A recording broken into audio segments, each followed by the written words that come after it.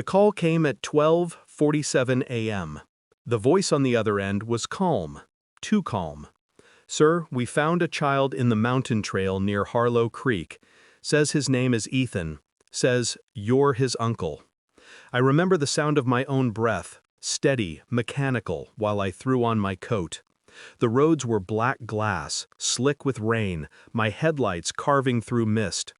When I found him, he was crouched beside a police cruiser, small hands clutching a torn backpack. Mud streaked his face. His lips trembled when he saw me.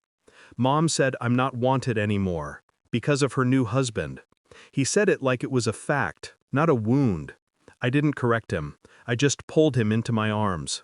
His heart beat against mine, fragile, terrified, alive. That was 10 years ago. Now she's at my door. She stands on my porch like she owns the air. Her voice is lighter than I remember, almost sweet. "I'm here for my son."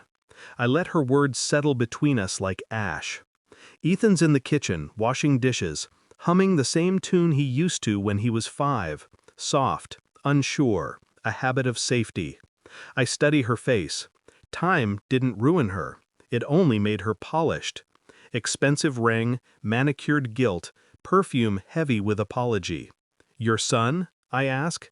My voice doesn't rise. I don't give her the satisfaction of drama. "You mean the boy you left in the mountains at midnight?" She flinches. A quick flicker. Then it's gone. "I was scared," she says. "Things were complicated. But I've changed. He deserves to know his mother." She thinks this is redemption. She has no idea she's already in my story's final act. 10 years earlier, when she walked out, she left more than a boy behind. She left a silence that filled the walls of my house. I'd known her long before that, before Ethan, before the husband.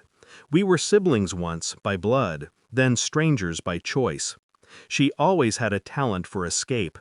I remember our father's funeral, how she arrived late, sunglasses still on as they lowered the casket, said she couldn't handle goodbyes. I handled everything else for her, the debts, the lies, the trail of people she used until they broke.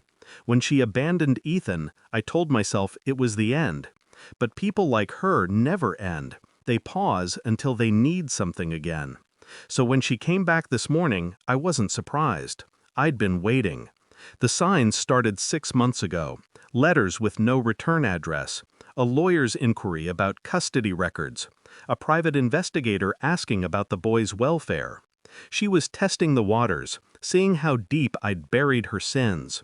I buried them deep, but not too deep.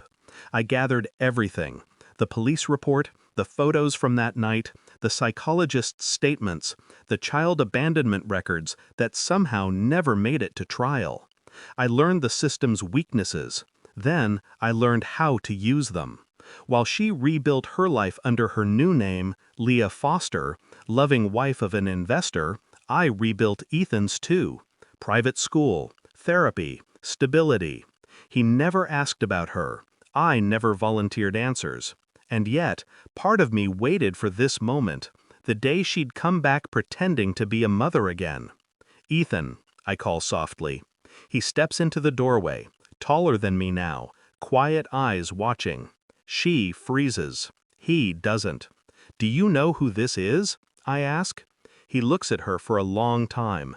Then, "Yeah, you're the woman who left me." Her breath catches.